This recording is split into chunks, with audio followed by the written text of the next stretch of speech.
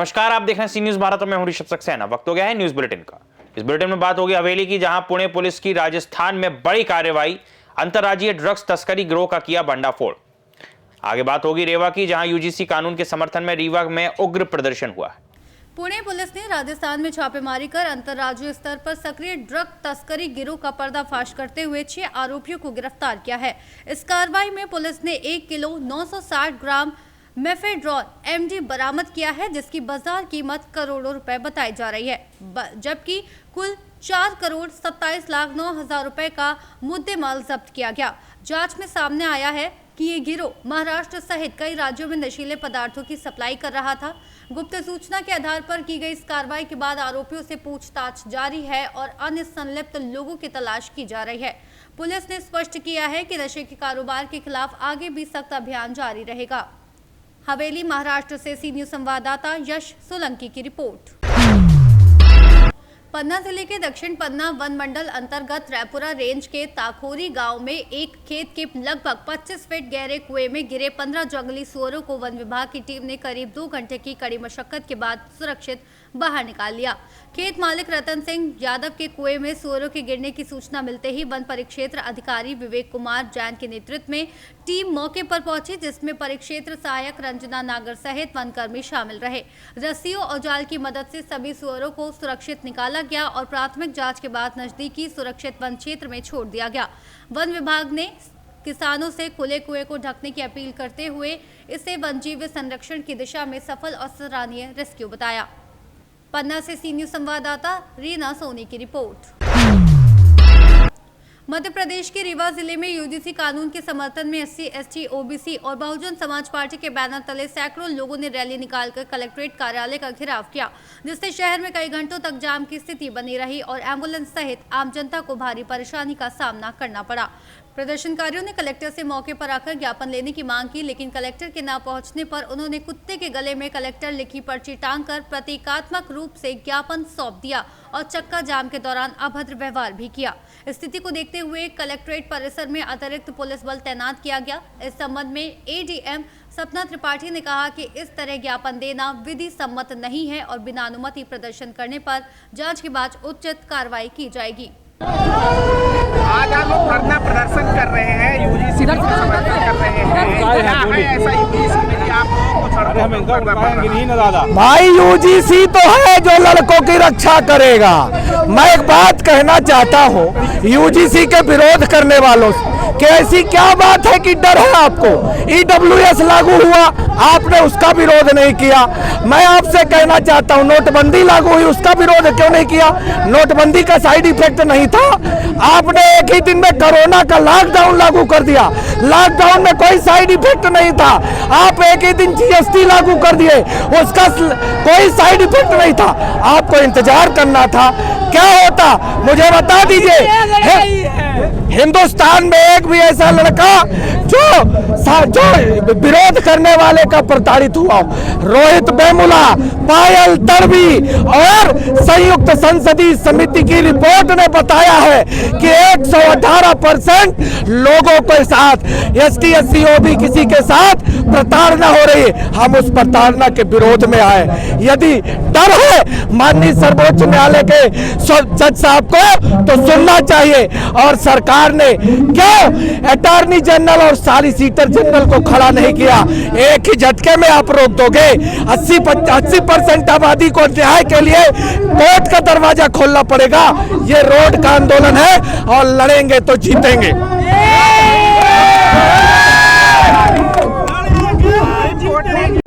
UGC भर का आंदोलन नहीं है, ये 13% होल्ड का भी आंदोलन है, ये जातिगत जनगणना का भी आंदोलन है और ये शुरुआत है, आगाज है, प्रारंभ है, शुरुआत है।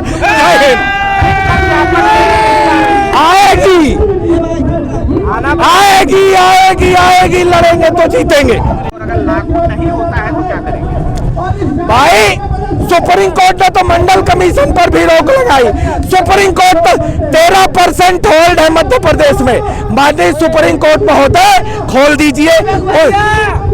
उसके लिए तारीख पे तारीख और यूजीसी के लिए एक ही सुनवाई पे रोक, रोड पर आंदोलन होगा। आगे आगे देखिए, ये तो शुरुआत। तुम करो तो रास लीला, हम करें तो करेक्टर ढीला, ये नहीं चलेगा। आज ये कुछ जो समाज के वर्ग हैं उन्होंने यूजीसी बिल के समर्थन में ज्ञापन के लिए यहाँ पर एकत्रित हुए थे, क्योंकि यहाँ पर जिला प्रशासन से मैं स्वयं, मेरे एसडीएम, तहसीलदार, एडिशनल एसपी, सीएसपी सभी मौजूद थे, किंतु उनका कहना यह था कि वो कलेक्टर महोदय को देंगे। बट कलेक्टर मैडम पहले से ही जो आयोजित कमिश्नर के द्वारा जो बैठक रखी गई थी कमिश्नर कार्यालय में थी, इनसे बार बार कहा गया कि ये मुझे दे दें या फिर 5 लोग जाके कमिश्नरी में भी दे दें, बट उसके लिए तैयार नहीं हुए हैं और उन्होंने अपना इस तरीके से भी ज्ञापन दिया है, वो बहुत उचित तो नहीं है। बस यही।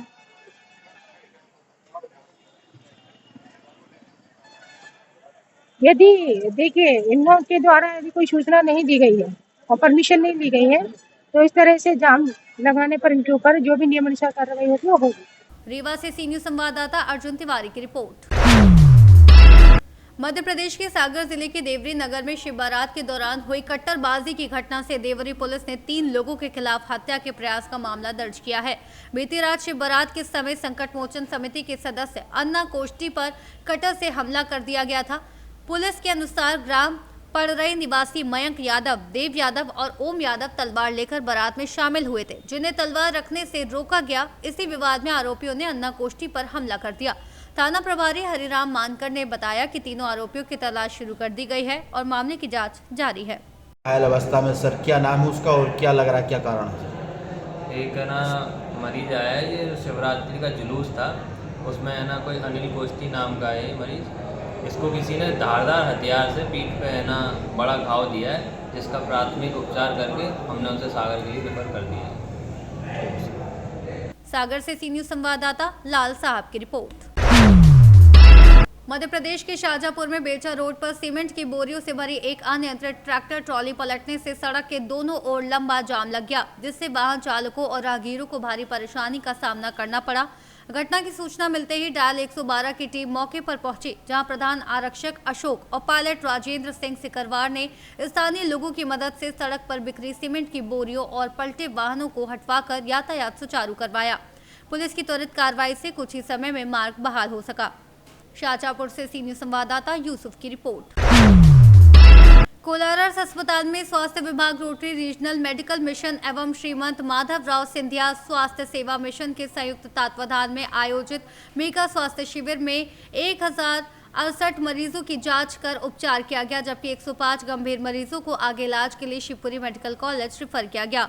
शिविर में मेडिसिन, सर्जरी, हड्डी रोग, स्त्री एवं शिशु रोग विशेषज्ञों ने सेवाएं दी। साथ ही बीपी, शुगर, कैंसर, हृदय, टीबी, नेत्र व दंत रोगों की जांच की गई। कार्यक्रम में विधायक महेंद्र सिंह यादव, जिला पंचायत अध्यक्ष नेहा यादव की उपस्थिति रही तथा सीबीएमओ डॉक्टर संजय राठौर सहित स्वास्थ्य अमले के सहयोग से शिविर सफल रहा। शिवपुरी से सी न्यूज संवाददाता विनोद सिकरवार की रिपोर्ट। संत कबीर नगर के सालेपुर स्थित हजरत फतीमा गर्ल्स इंटर कॉलेज व अल फातिमा ग्लोबल एकेडमी में सोमवार को वार्षिकोत्सव एवं विदाई समारोह भव्य रूप से आयोजित हुआ, जिसमें बस्ती सांसद राम प्रसाद चौधरी ने कहा कि असफलता से सीखकर आगे बढ़ना और अपने लक्ष्यों के प्रति समर्पित रहना ही सफलता की कुंजी है। जबकि जिला पंचायत सदस्य प्रतिनिधि मोहम्मद अहमद ने कड़ी मेहनत, सकारात्मक सोच, आत्म अनुशासन और निरंतर सीखने पर जोर दिया तथा सपा अल्पसंख्यक सभा के जिला अध्यक्ष सैयद फिरोज अशरफ ने हर दिन कुछ नया सीखकर खुद को बेहतर बनाने की प्रेरणा दी। कार्यक्रम में विद्यार्थियों ने सांस्कृतिक प्रस्तुतियां दी और Maulana Abul Kalam Azad general knowledge science प्रतियोगिता में सफल छात्रों को सम्मानित किया गया। समारोह में संस्थापक प्रबंधक सैयद मोहम्मद निजाम अशरफ, मास्टर अबू जफर, सुबोध यादव, मोहम्मद अहमद, सैयद फिरोज अशरफ, कमरे आलम सिद्दीकी, मोहम्मद रमजान, सफीर अहमद, इजाज मुनीर, जुनैद अशरफ, याजदानी अशरफ, सैयद इकरार हुसैन, प्रधानाचार्य आकांक्षा, उप प्रधानाचार्य सुमैयर परवीन सहित विद्यालय स्टाफ व क्षेत्र के गणमान्य लोग उपस्थित रहे। संत कबीर नगर से सी न्यूज संवाददाता मोहम्मद नईम की रिपोर्ट। इस बुलेटिन में फिलहाल इतना ही। देश और दुनिया की तमाम खबरों के लिए देखते रहिए सी न्यूज भारत।